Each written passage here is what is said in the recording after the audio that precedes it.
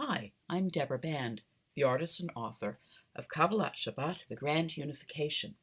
And as the book approaches publication in September 2016, I'm doing a series of short videos to share some of the backstories of the wonderful paintings and thoughts within it.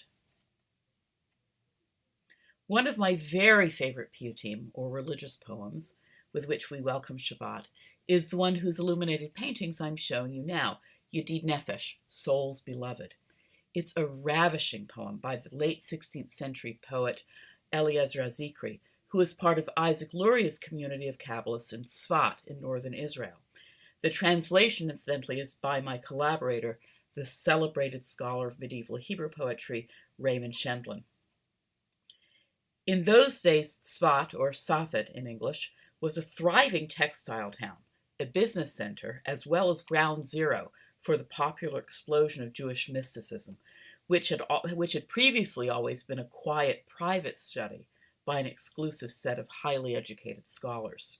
Tzfat is even now a fascinating, if rather remote town, a wild mixture of serious mysticism, some probably pretentious-sounding evident fakes, profound religiosity, with a prominent overlay of 1960s hippiedom, all set in a tightly packed hillside jumble of winding alleys and jutting stone buildings overlooking the glorious Galil. My husband Michael and I spent a short time there recently. This is a photo of the town where we also visited the poet's tomb.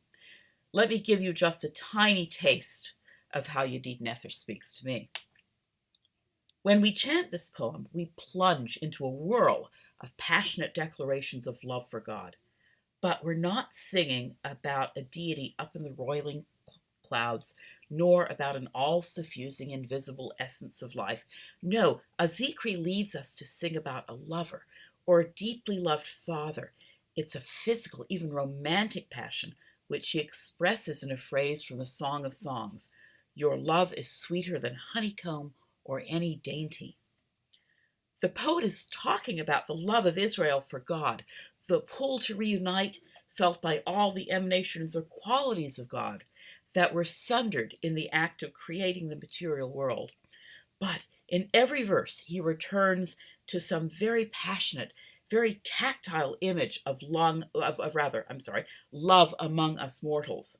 God is a lover, an inspirational master, a passionately loved father, and a bride. Like many of the Kabbalists, Zikri is fascinated by love, and so the micrography, the lines of tiny writing that you see decorating it, that I've woven throughout these two paintings, include all 117 verses of the biblical Song of Songs. As I record this video, my first grandchild, the daughter of my son Zvi and daughter-in-law Alex, has just been born. And the experience of holding this tiny, warm bundle filled with a whole lifetime of potential in my arms for the very first time brought home the sense of the perfect unity of creation, of perfect love. And yes, I know that every grandparent watching this knows this amazing sensation. And I think it's that perfect joy in the object of one's purest love that Zikri used to express his love of God. And probably about a year and a half before this baby's birth, that's what I tried to capture in the paintings. Now, look to the left at the English translation, and you'll see above it a painting of a father cradling a baby, just as we pray to be cradled in God's care. The mother, too, is present here. The tiny painting of the text of a powerful woman, Eshet Chayil, to the father's left, suggests the role of the mother. Homemaker and nurturer, it is she who brings the woman wisdom from Proverbs and from throughout Kabbalah into the home and family.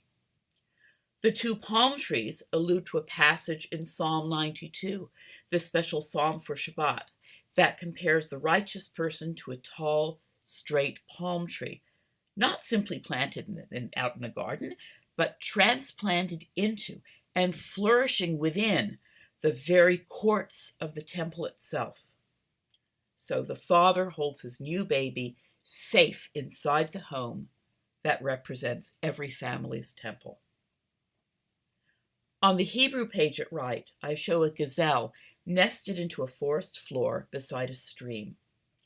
As my colleague Ray has written about extensively in his books, the delicate gazelle or deer was a favorite metaphor for the lover in the wonderful poetry of the medieval Sephardic Jewish community, and indeed far earlier in the Song of Songs.